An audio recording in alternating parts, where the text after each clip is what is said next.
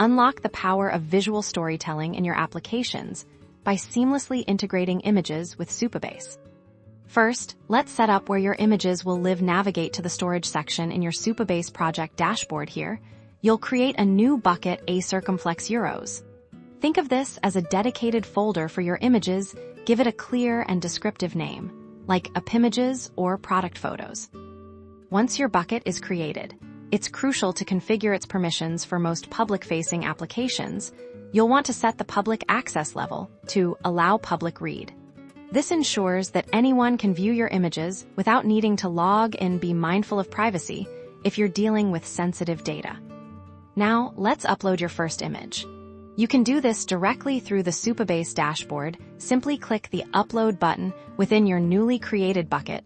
You'll be prompted to select a file from your computer.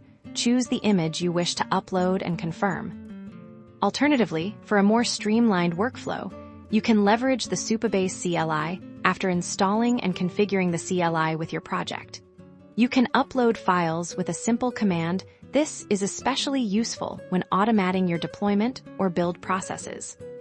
After uploading, Supabase provides you with a unique URL for each image. You can find this URL directly in the dashboard. This URL is what you'll use in your application's front-end code to display the image. It's that simple to get your visual content live. And there you have it. You've successfully learned how to add and manage images in Supabase, opening up a world of possibilities for dynamic and engaging user experiences. Explore the possibilities and make your applications pop with stunning visuals.